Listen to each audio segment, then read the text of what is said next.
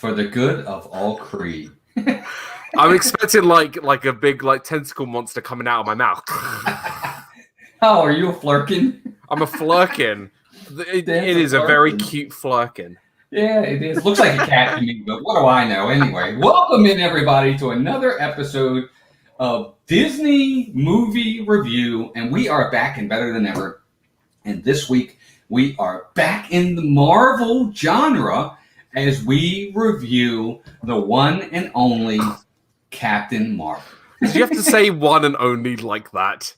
Really? Well, it is. I mean, it doesn't have any sequels or anything yet. But not yet. Not yet. But we'll get to all that. We're going to get to all that. But welcome in, everybody. Hope everybody's having a great Sunday. Thank you all for being here. We definitely appreciate it. There's always plenty of options out there for you, and you decide to spend your time here, so we appreciate it. I did watch Captain Marvel again this week. Yep. I watched it on Friday. Yep. And so I did get caught up again on that. But we are going to be talking about that today. But before I get started, welcome into my, of course, partner channel and best pal, Dan. What's up, buddy? What's going on? Oh, it's good to be back. I say this every week. Like Sunday nights really just are the highlights now of my week. I just love sitting down, talking with you about movies. We're both big movie fans. And this is going to be our first Marvel movie since October, where we did Guardians of the Galaxy Volume 2. And yeah, so it's kind of exciting that we're back in the Marvel Universe. I feel like we're getting sort of the ones out of the way, and then we're leaving the good ones for later. So, but yeah, Captain Marvel today. A little bit about my channel. I do Disney Fiasco every Saturday night, 7 p.m. Eastern. Yes, yesterday I didn't do one, but I needed some R&R for myself. So that will be again next week, Disney Fiasco, 7 p.m. on my channel. And then I also have my Disney Nut series that I do with The Adventures of Gonzo. We had Dad Bills join us today, and he was in the trivia chair, and it was a lot of fun. So yeah, that's a bit about me. I do vlogs and other stuff as well, and I've got some fun things planned for the summer. So yeah, come check out the channel. And by the way, Disney Movie Review, we do it on alternated weeks. So this week is on Walt's channel. For episode number 30 next week, it will be on mine. So come join. Please do. Yes, guys. And there's a lot of people in here that may or may not know Dan. If you don't know Dan, I highly recommend you subscribe to his channel. He's got over 2,000 subscribers. He's growing. He wouldn't be a partner channel if we didn't love him and we didn't think he did great work. So, I only have 2 partner channels, and there's a reason.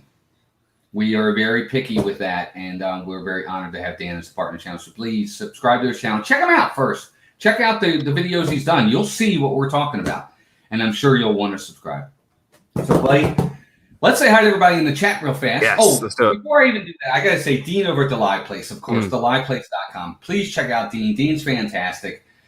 He is your TV guide of live streamers. Check him out. One-stop shop for sure. If you're looking for a streamer on a certain day of the week, certain time, certain genre, because it's not all Disney over there, check out The Live Place. Dean is a great supporter, and this is our way of supporting him. And I did talk about my partner channels. This guy right over here, Dan, he went over his entire lineup. And, of course, we have Steve from Steve's World, who goes live on Mondays with Just Another Monday Night. Check him out. Got to say hi to my members. We've picked up so many new members. It's been amazing. We picked up 8 new members today on our live stream from the parks. Thank you to all of our members for taking that extra step with your generosity and loyalty. It means a lot. I think you could definitely say you had a wild time today. We did have a wild time today. It was pretty awesome. But let's say hi to everybody in the chat. Michael Redmond is here. Francisco, one of our members, is here. I love saying that name. Yeah. Rockstar Freddy. That's a good name. Let's see who else is here. Wendy Lou is in the house. What's up, Wendy? She says she's not a Marvel fan, but I'll watch regardless. Wendy's also a member. Shiny Prisma's in the house. What's up, Shiny? Good to see you. Slow morning. That's all right. I'm just glad you're here now. James Ryan, another member. My man. James is the man. Captain Akron 27 is here. Rockin' Robin is here. Let's see who else is here. Disney Dan is in the house. Who's he? I don't know. Some guy. Hannah Wagner is here. Hannah, another member. She says, hi, everyone. So wonderful to see all of you. Been a bit of a black cloud day today and will be for the next week or so, but this stream will definitely be sunshine. Well, Hannah, I hope things are all right, dear. We're praying for you. Sophie B is here. Kirsty Clarke, another member, is here. T&K Travels. Bryan Eisenhart, Bryan's West Coast Disney Adventures, another member, is in the house. Alex Kennett, another member, is here. Melissa Mousetalk. This must be her first time. Welcome in. Debbie Bernfeld is here. Debbie is another member. Welcome in, Debbie. Christine Hickman, good to see you, Christine. Did I say hi to Alex? I can't remember if I did or not, but Alex, welcome in. G. Wilson, Jean is here as well. I think we're almost up to date. No, we got a few more a little further down. Oh, yeah. Cynthia, Candy Mom, our first member. Candy Cynthia, Mom. welcome in. Good to see you. Let's see. Oh my gosh, it just jumped. Hold on. Mary, welcome in, Mary. Good to see you, another member. Bruce Collins, another member, is here as well. Debbie Bernfeld is a member, guys. I don't know if I said that or not. Debbie, welcome in. Marvin Hicks is here. Donna Jaworski's in the house. Another member. Welcome in. Matt Simba, too, another member. Bruce Collins, another member. Richard the Legend Arjon's another member. Welcome in, buddy. Wow, so many great people here already. Hold on, gang. I'm trying to get caught up. Rockin' Robin says, so who is Disney Dan really? Question mark. Well, we're going to have a stream about that. All right. I think we are up to date. And yeah, I think we're good. I think we're up to date. Captain Marvel. I know. I'm sorry. I feel like I've given you the short straw for the last couple of weeks. You got Tinkerbell, and now you got Captain Marvel. So, you know what? Look, I think this is the one stream, and I will say this from the very beginning. Everyone in the chat, you're included on this Disney movie review.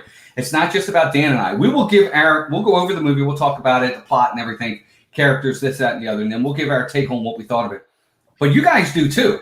At the end, we're going to have you guys give us a letter grade as well. We want to hear from you. And I got to be honest, Dan, this week I think is going to be the biggest disparity of grades. I think we're going to be all over the place. I really do. Yeah, I do. I agree. I agree with you.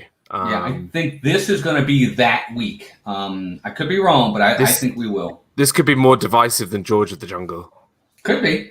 Hannah says, everything is okay as it can be today. This week is the 1-year anniversary of my college program being cut short. Oh, I get it. Yeah. I'm sorry, Hannah. Well, hopefully soon you'll get a chance to come back, dear. As one fellow cast member to another, I do feel it, and it's tough for all the cast members out there. And so we're all there for you, and Hannah, we're all here to remember the good times of the college program. Look at that, Adam's Adam. What's up, Adam? Best captain in all of the Marvel stories. Okay? I literally just spoke to him on the phone, and he literally said the exact same thing. And I said, "You better not come in here and post that." He did, and he did. Nick, what's up, movie man? Hey, Nick. Welcome, everybody. Good to see you as well.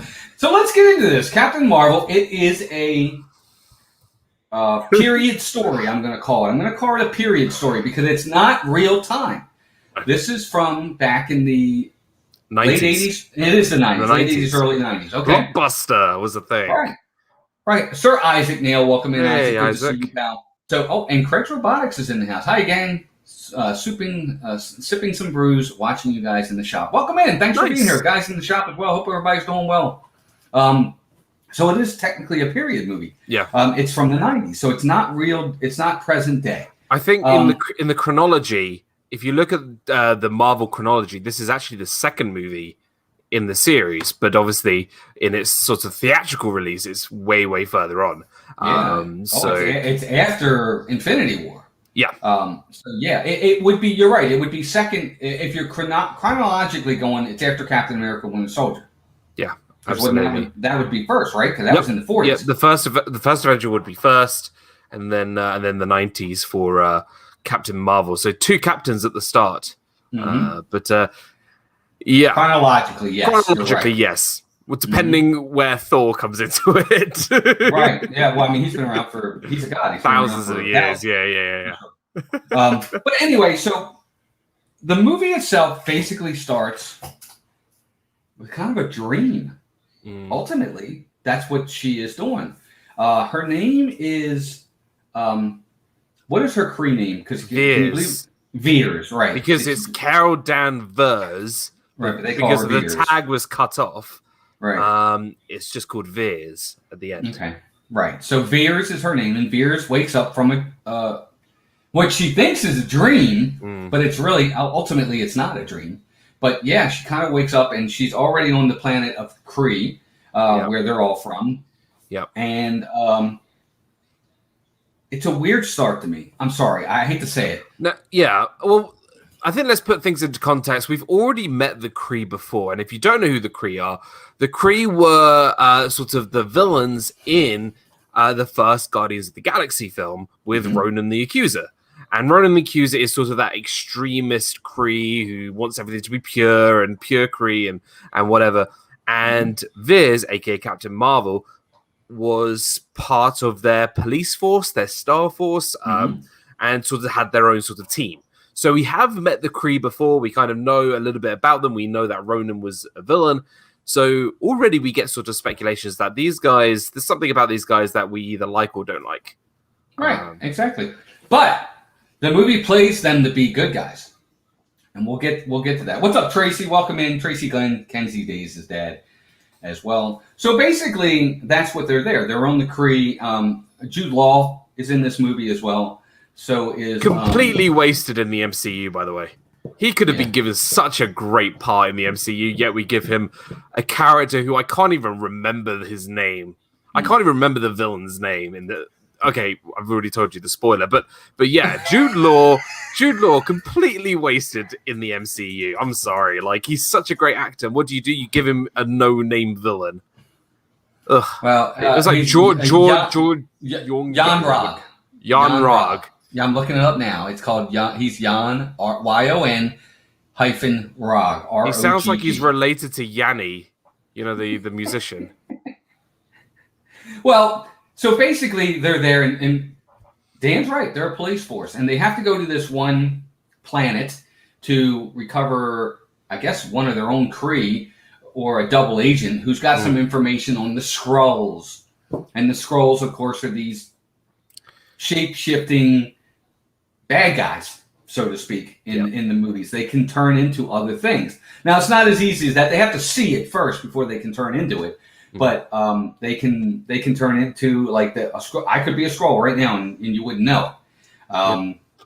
But the way you find out whether or not they really are is through asking them questions about your history and things like that. Because the Skrulls can only remember the persons they turned into memory from a short amount of time. So the shapeshifters can only sort of remember things that happened months or years previously, not sort of their sort of childhoods of the person they're imitating. But so that's kind of the setup. You've got the Kree and Captain Marvel sort of on one side, and the Skrulls on the other. These green sorts of aliens. And I think we all. And you're right, Walt. The beginning of this film, it's very exposition heavy. There's a lot of sort of what is going on, don't quite understand. And Carol Danvers' character, Captain Marvel, is almost like this film's almost like the film Live Die Repeat, Edge of Tomorrow, Groundhog Day, 2020, that kind of movie. So when everything is the same and she can't sort of remember her past and everything is sort of a bit blurred. So she's trying to sort of put pieces together. That's kind of what she's all about. Right, and then the artificial intelligence, AI, is there, and that's kind of what runs the entire Kree civilization. But basically, this movie is really all over the place for me. It's hard to follow for me, and again, it could just be me, gang. And again, and Bryan, I am going to get to your comment about Brie Larson and Kirsty's rebuttal in just a minute. Well, near the end, we'll get to that. A little bit. This movie is really kind of all over the place. It's hard for me to follow what the exact narrative is, other than the fact I think the narrative is Veer's understanding who she really is and where she came from. I'm assuming that's the narrative this entire movie is trying to take. Yeah. If I'm not mistaken. No, that's the narrative that I'm seeing they're trying to take here. It's very all over the place. There's a lot of sort of exposition. You know what this feels like? You know what Captain Marvel feels like? It feels like we're in phase 1 of the MCU. It feels like a movie that should have been in phase 1 that's in phase 3, and it just doesn't quite fit in with the overall sort of storyline of the MCU at that point. I also want to mention, as we are sort of at the beginning of the movie, this is a very dark movie. And when I mean it's a very dark movie, not that it's got like deep, like dark scenes. Cinematography wise. You can't see a thing. Right. It's so dark. you can't see the fighting scenes. You can't see who's who. Whoever did the lighting for this movie should be sacked because you can't see a thing. And it's not just one scene. It is throughout the movie. All these fight scenes look the same because you can't see anything. Right. It's true. Yeah, it's an interesting one. Captain Akron says biggest issue for me was going for the lost memory plot. We didn't spend a lot of time with the real Carol, which in my opinion was a huge mistake. We don't really get to know what she's about. And that's a very good point, and that's kind of where I am with this. I think that for me, this movie should have started from Carol Danvers as a child forward. Yeah. Okay, we get snippets and flashbacks, a little quick snippets here and there of her, and I don't think that did it justice for me. We just automatically, she's already Cree, and we kind of get little flashbacks of it. We don't really get her origin story of who she is as a human being first, because that's who she is. She's a human being first. Yeah. And so for me, I tend to agree with Captain Akron on that. I think it was one of the plot point failures for me. Simbatu brings up, I thought it was just me, though I thought I was losing my sight. And again, the production of this film, you're right, it's all over the place. From the script, I think, from the lighting to the cinematography. And I don't think the discussion from the press about leading up to this film did it any favors either. And I think in terms of what Brie Larson is as a person, I think we'll sort of get onto this now. I think we're not going to take our grade into and sort of what she did or didn't do behind the scenes into account. We're just judging it on the film alone. And obviously there was a load of controversy coming up with Captain Marvel. It was almost like two sides. There were people who really wanted to see a really great movie, and some people that really didn't want a really good movie because she was in it. But I think in our review, we're keeping that off the table. We're going to look at the movie itself and talk about the characters and the actors acting rather than sort of what they did off stage, because it's nothing to do with the movie. So Shiny Prism's going to ninja watch, no problem. Shiny, appreciate you being here. Cucumber, welcome in. Look, I'll be honest with you. I'll just be upfront. I'm not a big fan of Brie Larson. I don't like some of the things she said. I'll just leave it at that. And I'm kind of with Bryan. I'm not going to necessarily frequent her movies as someone I'm not a fan of. But that's okay. I'm not taking that into account with this movie itself. Yeah. But again, like or dislike, everybody's different. They have their reasons for that. Yeah, absolutely. I respect everybody's opinion. If you love Brie Larson, God bless you. That's fine. Everybody's different. Yeah. For sure. I lost my train of thought. So let's move forward with the plot. So they go to this one planet to try to save this one spy or two, double agent. And as they're doing that, she's starting to learn there's some holes in these stories of her people as to what they've kind of told her. So she's starting to doubt some of the things that they're doing. But then during the chase of her getting off planet, if I'm not mistaken, we're going to jump ahead a little bit here, Dan. If we need to go back, if I'm missing a plot point, please do. Her ship goes down. She kind of gets, pardon the pun, veered off in a different direction, and she actually lands on Earth. Yeah.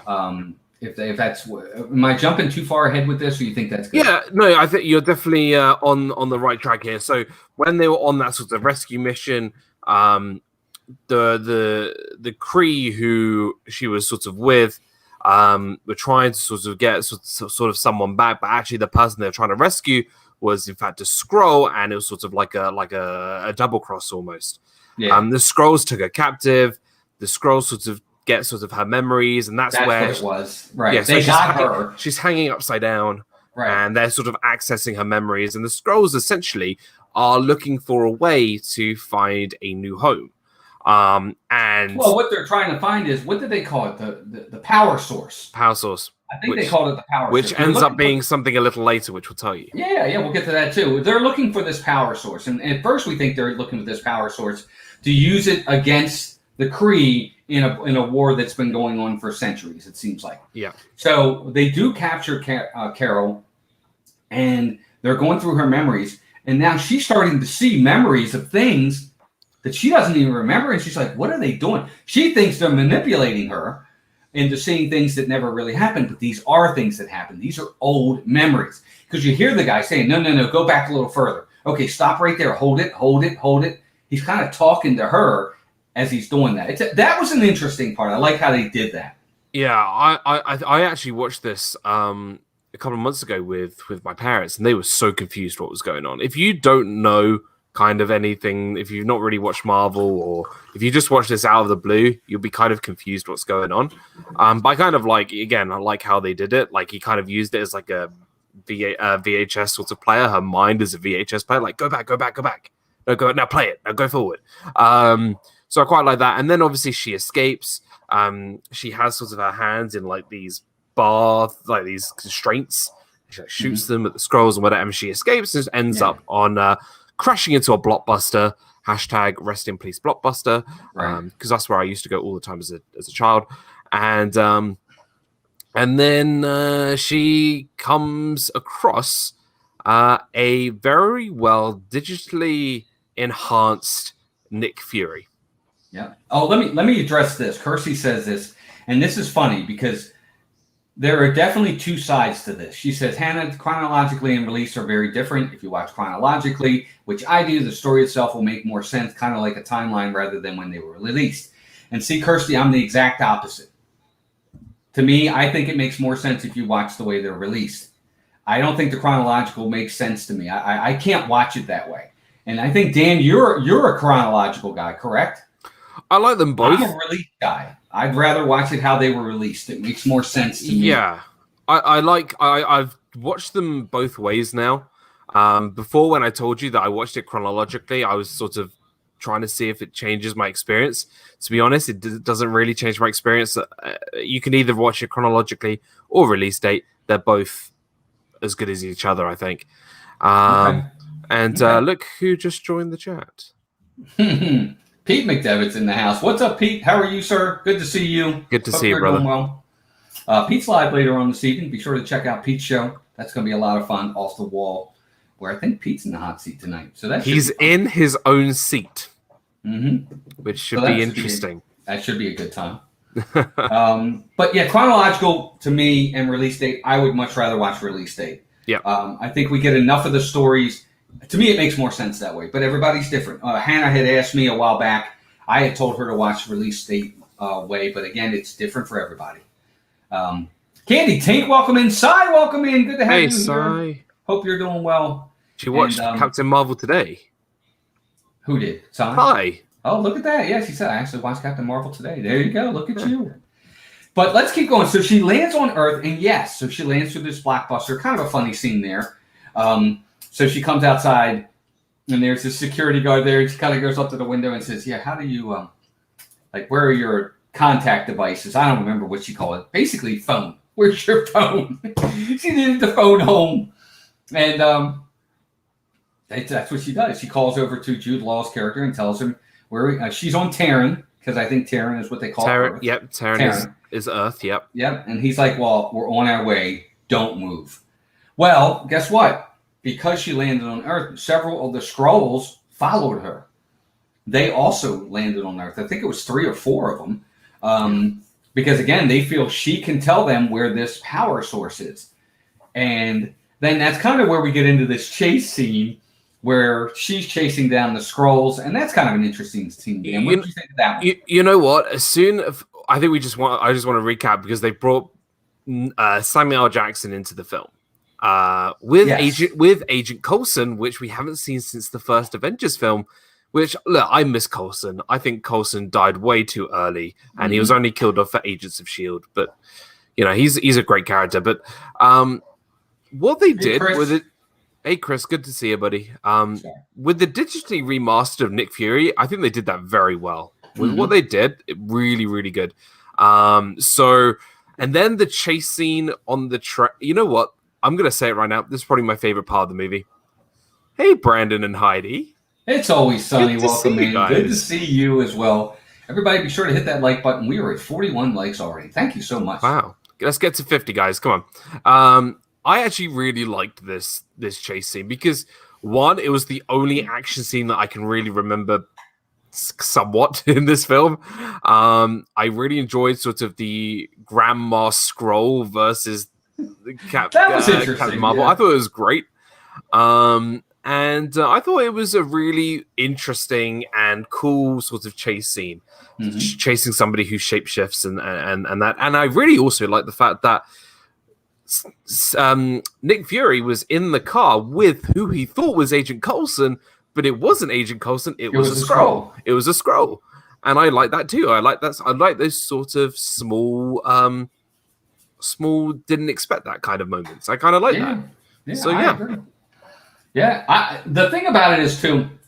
What I like about the Skrulls is that with every single character, now that you've developed who they are and you've introduced them, you're second guessing every single character as to whether or not it's a Skrull or it's really the person. Yeah. I like that. That's the one thing about this that I did like was every time I turned around when they introduced a new character or you saw somebody, I'm like, is that really them? Yeah. Or is it not them? That was kind of neat. And that scene in the car when it's Coulson and Fury, and Coulson calls over the intercom saying, sir, I'm still back at the Blockbuster. Where are you? And Coulson's sitting right next to him. That's when you're like, oh, it's a Skrull. Yeah, that was kind of neat. I like that. I think if we're looking at the future of the MCU, and we know that Skrulls are going to be important in the MCU with years to come, I thought this film was a good way to set up the Skrulls. I really do. I think absolutely. They're a big part of this movie. They're a big part of this movie. And you know what? With things like Secret Invasion coming up, Captain Marvel 2, I think this film did better setting up the Skrulls than it did Captain Marvel. I'm putting my hands up. I'm telling you the truth. I believe that they set up the Skrulls way better than they did Captain Marvel. Yep. Barb's here. Faith, Hope, and Disney. Welcome in. Barb. Jay loves Disney. Welcome in. Gene, welcome in. I don't know if I said hi to Gene, but just in case, I want to say hi to Gene. But yeah, let's continue forward. So she does finally track down the Skrull. Actually, does the Skrull get away? I don't think it got away. Skrull gets away at the train station. At the train station. That's right. Right. So, but one of them was killed. The one in the car with Fury actually did die, showing that it had blue blood. Yes, Shaylin Lilly, welcome in. First Shaylin. Time, I think. Welcome. Thanks for being here. Anthony, the Molar Man, is also here. Good to see you, Anthony. How are you? Thank you all for being here. So they're in this room doing an autopsy on the Skrull. And Nick Fury's in there, the doctor's in there, and then Fury's boss is in there, whose name is Keller. His name is Keller, Agent Keller. It's basically and he's played by Ben Mendelsohn, who also plays director Krennic in Rogue One. Yes, correct. As well as other things. He was in Ready Player One. He's been in he often plays a villain. Usually he does. Yes. Usually. It's very true. It's very true. And actually, we find out, they're talking about this Skrull and this, that, and the other. Fury leaves, the doctor leaves, and actually, Fury's boss is the Skrull. He's the leader of the Skrulls. He's the leader of the Skrulls. Talos, I think his name is. Talos, yeah. He is actually turned into this guy. Now, the one thing I will say about the Skrulls that I've noticed so far, they don't kill who they turn into. No. Not yet, at least. They just, like in this case, he just tied the boss up. He didn't actually kill him. They seem to not kill them. So it's not quite an invasion of the body snatchers where they killed the original host and became them. It's a little bit different in this case. So I thought that was kind of... Or the Thing. Yeah, or the Thing. It's true. Not the Thing from Fantastic Four, the Thing from... The Thing from Kurt Russell, the Thing. Yeah. 1980, I think it was. Not its clobbering time for the Thing. So we continue on, and again, Carol is trying to remember her past. She doesn't really remember it. And the more she's now on Earth, she's starting to trigger more of these memories of things that have happened, and they're from things that happened on Earth. And she's seeing this one girl that she spent a lot of time with in her head, and she's seeing certain memories, and it just happens to be Agent Rambo. It's not Monica Rambo, right? Or is it? It's Monica Rambo's mother, right. Maria Rambo. Maria Rambo, right? Maria Rambo. Because they go to the they go to the, it almost looks like Area 51. They go to this sort of file place where they keep the original concept of the Quinjet, which was used by the Avengers, and they sort of trying to find out information about this energy and the Skrulls and all that kind of stuff. And then she sort of gets that recollection of this person called Maria Rambeau, whose daughter, Monica Rambeau, is in WandaVision. As she's kind of like the leader of SWORD. Mm-hmm. So they escape the Skrulls and from this Area 51 sort of place on the Quinjet, which is, I think, was one of the first Quinjets to be made. It was meant to be made for the Avengers. And hi, Sophie. Hey, Sophie. And did they meet Goose at this point? I think they have met him at this point. They have met Goose. They have met him because it's when they go in and they're trying to find. Well, they went into the one Area 51 area before we leave that area. They are in there trying to find information on Annette Bening's character, so Dr. Wendy Lawson. Remember, they're trying to find information on her, and they're looking through the files, and then that's when the bad guys come in. Talos's characters comes in with some agents, and they're trying to get Nick Fury and her. And yes, that's when they come across the cat at that point. And then when they escape in the Quinjet, the cat happens to be in the Quinjet, remember? Yep, that's it. Yep. That's it. Yeah. She's like, I think we got a stowaway. And you just see like the cat just like, ah! Yeah, exactly. And they end up flying off to Maria Rambeau, who used to be part of the US military, fighter pilot. And we get sort of more information about who Carol Danvers is, Captain Marvel, because she is almost considered like their auntie. They're close to the family. So Monica Rambeau at that point is really young. She's a child. Her mother Maria and Carol used to fly jets for the military. And sort of they're sort of giving some information about sort of what happened to Captain Marvel's memory. There was a big crash that happened. And we find out that the crash was by Carol Danvers. She crashed this jet, this plane, which we don't really know for sure yet. And sort of Maria sort of just like, how can you still be alive? And, you know, you've been away all this time. We thought you were dead.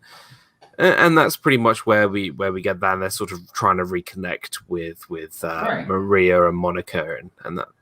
They were like best friends. They were like family almost. And then out of nowhere, Carol Danvers disappears after this crash. But it really wasn't her fault. They took her.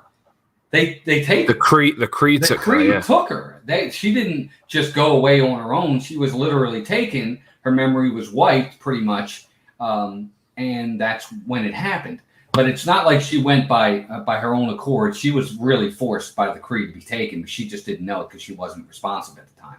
And she finds out at that point that it was indeed Jude Law's character, who actually she thought was her friend and training her and looking after her. It was him who was the person behind the taking, behind the capture. And Jude Law is the no-named villain who... just don't. Young Ra Yanni, whatever his name is. Well, the funny part about it is all this time we're thinking the Skrulls are trying to find this power source to win the war. But ultimately, and Talos, the main leader of the Skrulls, is basically, he comes as a peace offering. He actually comes to Captain Marvel and says, look, I'm here just to talk. I just want to talk. And he does, and they sit down and they talk, and he says, look, we've been wiped out. We're spread out all over the galaxy. They're refugees. There were refugees. He says, we're just trying to find a home. He said, that's it. That's all we want. He said, we'll move on. That's all we want. We don't want to win the war. We just want to end it and move on. And we just want to find a home. And that's again, you're still on edge. Is he telling the truth? Is he not telling the truth? But to push the story forward, he is ultimately telling the truth.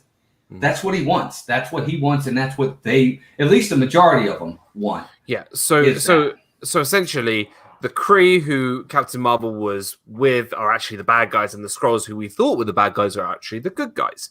That's kind of the reverse in this film. So we move on here, and the scientist who comes up with this power generator, her name's Lawson. She's actually a Kree, but she actually is helping the scrolls. Right. So she's actually a good creator. She has a laboratory just in the atmosphere of Earth. She has a big sort of spaceship with her lab and everything. And Maria, as well as Captain Marvel, Nick Fury, and Talos all go up to this space station. And Goose the cat. And Goose the cat. Right. Hey, Sheryl Arnold, welcome in. Hey. So they get up there, they get inside, and remember now, Jude Law and his crew are coming. Okay, they're coming. They said they were on their way, stay there, and all this is happening while they're on their way. Also coming is Ronan. Yeah, Ronan is on his way as well, because now that they know what's going on, he's coming too. Ronan, the big bad guy from Guardians of the Galaxy. Ronan the Accuser, correct. Which is another villain that is totally wasted, but that's just me. I really like Ronan. I quite like Ronan in Guardians, and he should have stuck around. Lee Pace is really good. But so they get up to this laboratory, they go into this laboratory, and it's deserted. At least they think it's deserted. They're looking around and they see a brand new cup of coffee sitting there on the table, so they're like, we're not alone. And then the Talos, the Skrull, kind of makes this chant call, and all of these other Skrulls, but they're not warrior Skrulls. They're just it's moms. They're peaceful. They're just peaceful people that were hiding out on this laboratory up in space until they could find a place to go. And Talos' wife and their child is there, and so basically he was telling the truth. They're just there. They're trying to find a home, and they're hoping the power source will help them to do that. And the power source. Yes, and the power source ultimately it's the Tesseract. Yeah. So the power source is the Tesseract, aka the Space Stone, which goes in the Infinity Gauntlet, which is kind of the main sort of weapon in the first Avengers film. Yes, and it's quite. I quite like that. You know what? This film, it has so many great ideas. It was just executed very poorly. Right. I like the fact they use the Tesseract here, because it is that source of power. It's a good power source. Yeah, absolutely. Perfect. And it's perfect for what they needed. They needed a home in space. A la, what one would you use? You would use the Space Stone. Absolutely. So they take the Space Stone, they put it in a lunchbox, which I think is hilarious. And they try and escape, yet Jude Law's character and his friends, his pals, end up on the spaceship as well, and then there's a big battle. Again, we can't see much of this battle because it's in the dark and we can't see anything. It's pretty dark. I will say that. That's the one thing. The lighting in this could have been a lot better, because I think the scenes for the fighting were done well. I think the choreography of the scenes were pretty good. The different flips and this, that, and all that they did, I like that part of it. And the music they played I think it was a Gwen Stefani song. Yeah. Right? During the fighting, which was kind of cool. It really went well. It's called like I'm Just a Girl or something. Like, right. But I'll tell you the problem. And I think this is the biggest problem with this movie, right? Captain Marvel, when she's unlocked her power from the great intelligence, the thing is with Captain Marvel, and I think Noah brought this up earlier, there is no weakness of Captain Marvel. Yeah, she's basically Superman, but she has no kryptonite. She has no weakness. And the problem is, if she has no weakness, it's pretty much putting, I don't know, like if you had like an army, you might as well just give up when Godzilla's on the field, because it's not gonna work. They're not gonna win. So she's like, there's no way of defeating her. And when it's the whole idea of doubt. The possibility of losing is there with everyone else. Okay, that threat of possibly losing is there. You don't have that threat with Captain Marvel because she can't lose. And what's worse is that there was the villain in this. I'm gonna say this was the worst end battle scene in any superhero movie, because it was so unfairly matched. The villain in this movie, from the start, has no chance against Captain Marvel. Even him and all of his men have no chance against Captain Marvel. Even bringing Ronan with all of his ships has no chance against Captain Marvel. There was no competition here, which is why it was such a poor battle, because nothing could beat her. There's no. It was just you knew she was going to win. You knew that she was going to destroy her friend, because the one who took her. It was just not a match. Her versus Thanos. Even Thanos was couldn't even beat her. Yeah, he had to use the Power Stone. He had to use the Power and Stone. even then, and just the Power Stone, that was just to knock her down. Yeah, it didn't really do anything to her. And that's the problem with this character. That's the problem with this character. That she is totally invincible. She has no weakness, but that's not Brie Larson's fault. Okay, that's it's not. No, it's not. It's that's the way the character was written in the comics. So that's on them for writing it that way. Even Superman at least has kryptonite. He has something that can beat him. There's nothing that can beat Captain Marvel. That makes this character one-dimensional. Yeah, in my opinion, there's no layers to her that could break her down. In my opinion, but that's just me. But even when she had her powers restricted from the back of her neck, she was still unbeatable. Yeah, she was maybe controllable. They could probably control her, but they couldn't beat her. And even then, she ultimately did beat the Supreme Intelligence. The thing on the back of her neck, she was able to get it off of her. Once she embraced her full powers and realized what all of her full powers were, that's when she became totally unbeatable.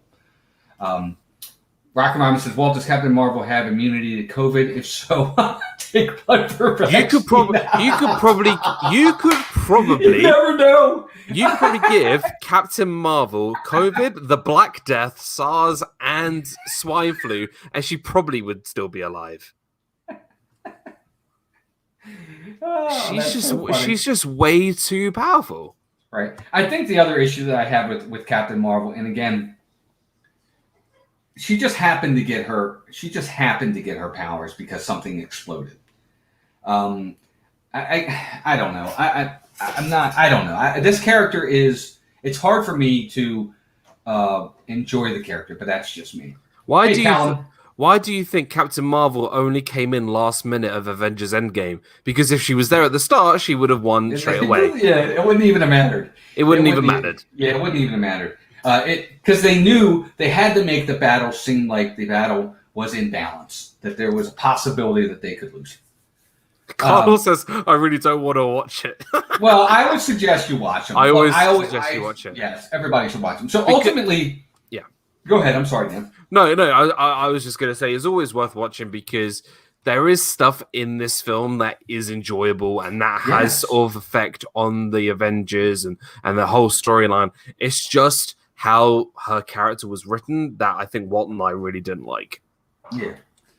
But the Flurkin, the cat is actually considered a Flurkin and kind of swallows the Tesseract, which is kind of neat. We actually find out how Nick Fury loses his eye in this movie. He gets cat scratch fever. That's what I call it. Cat scratch fever. But no, he gets scratched by the Flurkin. And he's like, it's one of the funnier parts on it. They're there, and when he gets scratched, he goes, "Oh, that's all right. It's just a scratch." And Talos, the Skrull, goes, "Mm-mm." Yeah. Yeah. That's how he loses his eye. That's how he loses his eye. There we go. Carlos, I'm glad that you've watched Captain America, the Winter Soldier, and Civil War. We told you they would be better than the first one, and you liked the first one.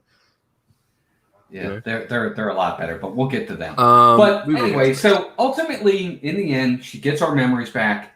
She wins. The Kree go off, and it ends by basically she's going to leave Earth.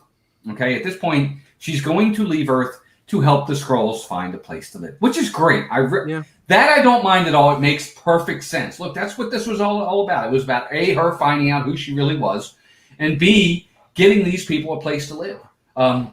And that's what she's going to do, and that's good. It wrapped it up the right way for me in the fact that she did go with them to find a place to live. I'm glad for that. I did enjoy that part of it. I thought that was smart. The characters themselves, her friend, Maria Rambeau, not developed enough. Okay, look, whenever you have a lot of characters, and I try to say this to my son, Mason, when you have a lot of characters, certain characters are going to suffer with character development because you can't develop everybody. But Maria Rambeau, if they're looking to get her into this universe at all moving forward, I think she needed to be developed a little bit more. I think maybe they will with the next one. I think Maria Rambeau only sort of benefited her character when she was mentioned in WandaVision. I think Maria Rambeau is only there just to benefit Monica Rambeau's character. Okay. Then her development in Marvel, Captain Marvel, was fine. Then that's fine. I think it's Monica which was important. Okay, Monica's the more important. Then that makes sense to me. Okay. Carlos liked Soldier better than they're both great movies. Yeah, they're both great. I did too, Carlos. I'm with you. Winter Soldier's my favorite. I'm the other way, but I love Winter Soldier as much as most people. Yeah, so we'll get to Civil War. But Captain Marvel. So let's look. We're coming up at the 15-minute mark, so we're going to kind of wrap this up. What we're going to do at this point, folks, I want everybody in the chat. This is where you have your say in this. Please, this is very, very important. If you've seen this movie, we want your rating on it. Be honest. If you loved it, great. That's fine. Tell us you loved it. Tell us why you loved it too. Because maybe I'll learn something that I missed. That's definitely possible. I want to hear from all of you in the chat. We grade on a scale of a letter grade here. A+, best of the best. It's your favorite. You love it. Watch it all the time. All the way down to an F. I've given out an F on this show. Yeah, you have. This guy has not. I have. So they do happen. Next time Captain Marvel appears is in Endgame when she saves Iron Man. She saves everybody, basically. I mean, well, Iron Man ultimately saves everybody, but if she doesn't show up, their chances of winning probably were between 5 to 10%. Her showing up was huge, for sure. But you're right; they were both great. But for my taste, Winter Soldier over Civil War. Yeah. Kay says, I watch these movies in chronological order, so this one almost lost me. See, that's another reason why chronological to me is difficult, because you can get lost. There's a reason when these were released the way they were, they did what they had to do to make it understandable when they did have to go back. So that's why I thought release date would be better. Yeah. All right, so Dan, I'm going to let you start. First off, I want you to tell me your favorite character and then your overall review. Okay, so favorite character has to be, for me, Nick Fury. I think Samuel L. Jackson just does an amazing job. I think you can even tell that I think Samuel L. Jackson had the most fun in this movie I think he's had in all of the MCU films. And I think anything with Samuel L. Jackson is always a good one for me. In terms of this film, it's quite tough because when you look at superhero movies, is this a bad superhero movie? No. There's the Batman and Robins, there's Superman 4, The Quest for Peace. Like, those are way, way worse. The problem is with this film is that it has so many great ideas and so many things that they executed well, but it was weighed up with so many things that were executed poorly. Writing, lighting. I thought the music to this film was the most generic superhero music that they could have ever done. I think Brie Larson, as her acting, not of her backstage politics or anything like that, just her acting, I think she tried way, way too hard. I think they wasted Jude Law in this film. And I just think this film could have been so much better than it was. It's my least favorite Marvel film, except for Iron Man 3. I would rather watch The Incredible Hulk and Iron Man 2 and Thor: The Dark World over this. I know, fight me. But I really am not a massive fan of this film. But is it a bad film? No, but it's just not great either. It's below average for me, so that's why I'm giving it a C-. Okay. I agree with you. I wasn't really happy. I liked the idea of the story they were trying to tell. The rub with the bad guys really being the good guys and the good guys being the bad guys. I liked it. I felt like they had already done that, obviously, with Winter Soldier. But I get it. I like that course of the course correction there that they did. I thought, oh, that was really cool. Okay, so they're the bad guys and they're the good guys. That was neat. Talos, the Skrull, is my favorite character. I really enjoyed his character throughout. That guy is a very good actor. I liked his character. He's my favorite. The cinematography, it's not that good. I agree with you. I think that there's too much darkness in this movie. It was difficult to see at times. The acting was okay. I felt it was kind of a little over the top as well. This film felt rushed. It felt like they just kind of jumbled some things together. And it just wasn't the best story execution. I agree with you. I think execution is the right word. I think I don't like the fact that they brought her story in as trying for her to remember. I think that we should have started from scratch and work our way up, almost like we did with Iron Man, like we did with Cap, like we did with Thor to an extent. I want to see their original start of how they got to that point. Not that they're already there, and then we'll give you snippets of how they got there. I didn't like that. For me, I'm going to give it a C minus.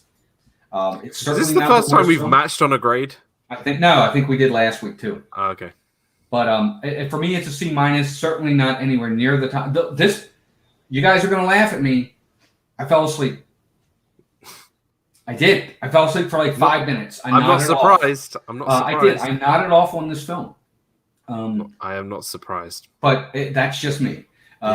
This film is if Nick Fury wasn't in this film, I would never have thought this was connected to the MCU. I totally agree. If Nick couldn't agree Coulson, more. I would not have known this was part of the MCU. If Nick Fury and Coulson weren't in this movie, take them out, I wouldn't even have known this was connected to the MCU until I saw the Tesseract. I don't know. It was a weird one for me. I couldn't agree more.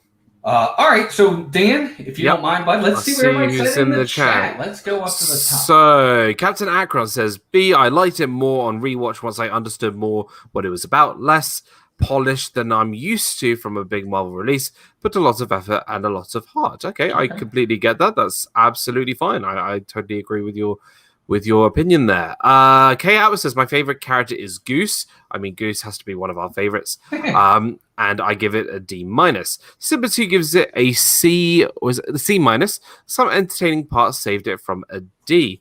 James Ryan says, choppy writing, confusing plot with less stellar performances, and gives it a D.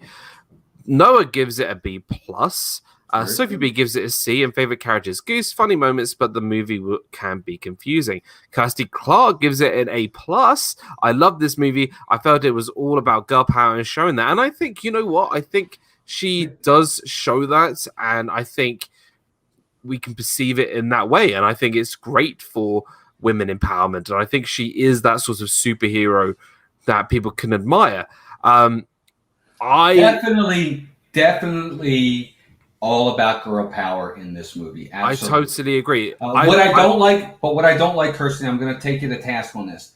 You can have girl power, but it doesn't mean it has to be at the expense of making the men look terrible all the time. Like the guy in her flashback that says, there's a reason they call it the you-know-what pit.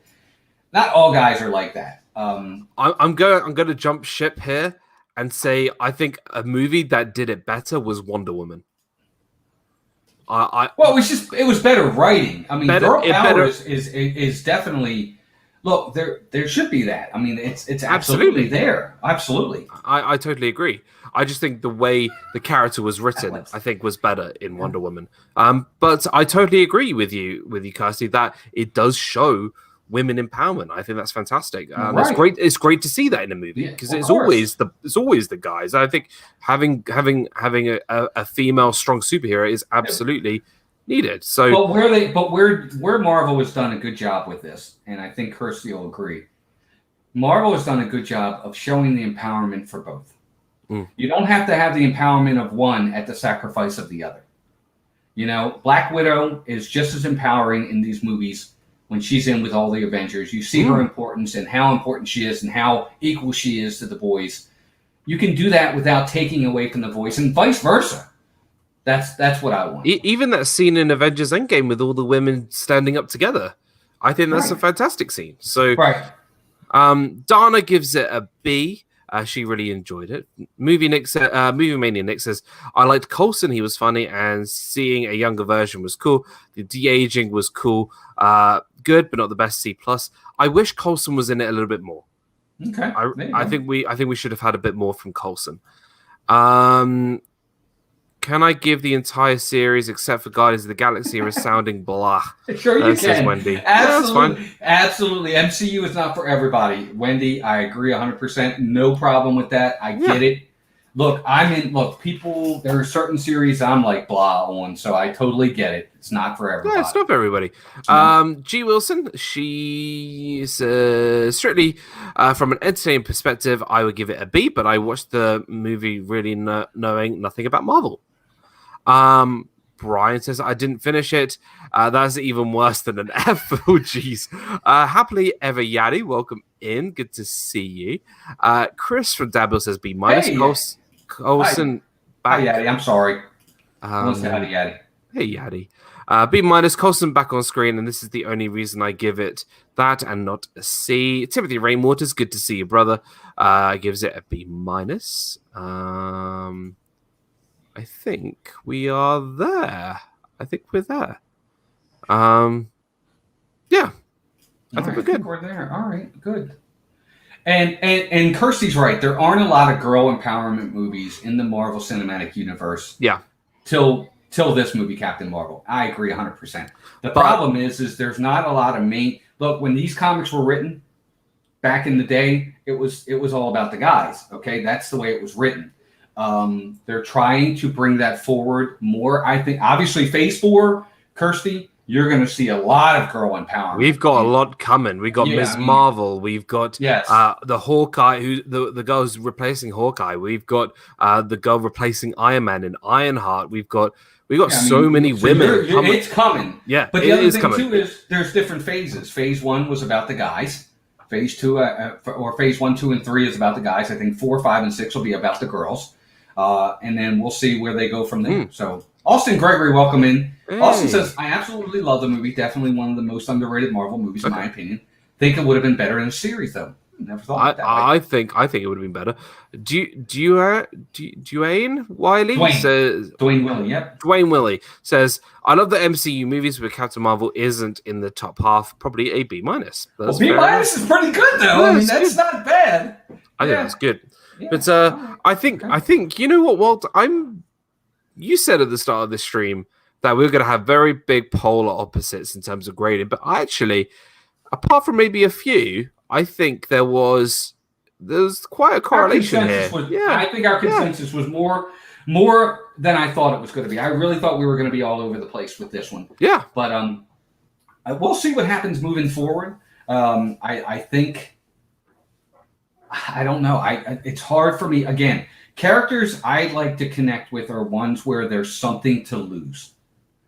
And I think the only way you can hurt Captain Marvel is if you hurt her family and friends. And maybe that's where they'll go with this. Or maybe they will introduce something that can hurt her. Maybe they will. Maybe they'll say the Power Stone is actually a stone that can defeat her. Who knows? I don't know. Maybe they'll do something like that. But we need something that puts her being and her I hate to say it, but it sounds morbid, her life in doubt. You know, she could die, she could lose. We need Captain Marvel versus Goose. See what happens. Timothy Raymond says, "What and Dad, can y'all give my mother-in-law Carlene a shout out?" Now I can't shout because I don't want to wake everybody up in the house. But hi, Carlene. Hi, Carlene. Welcome in. Glad you're here. Thank you for being here. Oh my gosh, that's so funny. But it's time. It is time. Oh Lord, here we go. Now, next week's Disney movie review will be on my channel next week. So please come and subscribe to my channel if you would like to see the next episode. Please, everybody. We advise everybody that every week, whatever movie we pick out of the box, you go out and watch so we can talk about it and listen next week. We've had amazing people like Hannah, who's in the chat, Courtney, who's gone back and listened to our reviews and watched the movies with us during the week. And Courtney came on one time. Courtney's come on one time, as well as Dana, and we've had some amazing people join us. So whatever we pick this week, go out and watch it, even if it's a film you've never seen before. Go out and watch it because that's what we're going to be doing. So if you haven't subscribed, we did that with I'm sorry, Dan, I didn't mean to interrupt, but I wanted to use an example. You pulled out the Tinkerbell movie. Yep. I really enjoyed that movie. I gave it a B? I think I gave it a B. You gave it B or B minus or something like that? Something like that. It was really good. But I went into it thinking, oh my God, I got to watch the Tinkerbell movie. I really enjoyed it. So you never know. You never know. You never know. So Whatever it is, it'll be on my channel next week with Walt. And let's see what we got. So people in the chat, drum roll, please. Here we go. What is it this week? He's gonna pull out Blackbeard's Ghost. I'm just waiting for that one. All right, we are going nostalgia. We are going classic. We are going live action. I think you'll like this one, Walt. I think you'll like this one. We are watching this week, and I think people in the chat are going to be happy about this one. We are watching Honey, I Shrunk the Kids. Okay. Oh, yeah, we are watching Honey, I Shrunk the Kids. I am very, very excited about this. If you haven't watched Honey, I Shrunk the Kids, go out and watch it this week. Come join me and Walt on my channel next week, and it's going to be good fun. I'm really looking forward to it. Honey, I Shrunk the Kids. Rick Moranis. That's it. That's all you have to say. There we go. We got some great people in the chat saying, I'm looking forward to this film. And Movie Mania Nick says, yes, I love that film. Melissa says, love that film. So, guys, go out, watch it. It's definitely a throwback. And we'll be reviewing it next week, 6 p.m. on my channel. Yep. Honey, I Shrunk the Kids. Let me tell you what. I definitely suggest you go. The Frosted Flakes. Welcome. Hey, Good the to see Frosted you again. Flakes. Yeah, they were in their stream earlier. I think it was today or yesterday. Good to see you again. Guys. Thanks for popping in. Again, guys, please go out. Dan's channel. Subscribe. So you're there next week. You don't miss it. We're going to have a fun time. Dan's got great content. Big Disney guy. Former cast member. I'm telling you, he's our partner channel for a reason. Please go out and subscribe to his channel. Thank you. He's been growing. Let me just say to everybody in the chat, I love the fact that there's diversity in the chat of what you do and don't like. It's what makes this so much fun. I love the fact that there are people who love this movie. I love the fact there are people that are lukewarm on it, and I love the fact that there are people that didn't like the movie. It's what makes us unique and makes this so much fun is you're seeing all different perspectives. And even whatever your reason for not liking it is, fair enough. It's your reason. God love you.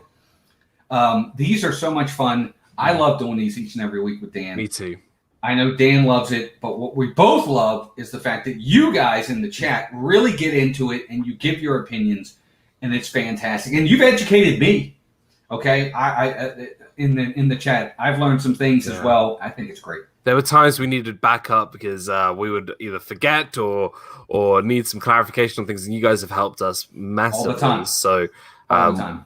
Yeah, it's so much fun doing these. We really love doing it. It is like Hannah says, it's like our Disney book club, but it's for Disney Plus. We, go out and watch it. It's kind of the things we love doing, and we're picking films that we never thought we would be watching. We never thought we would watch The Cat from Outer Space, or as I'm calling it now, the Flecken from Outer Space.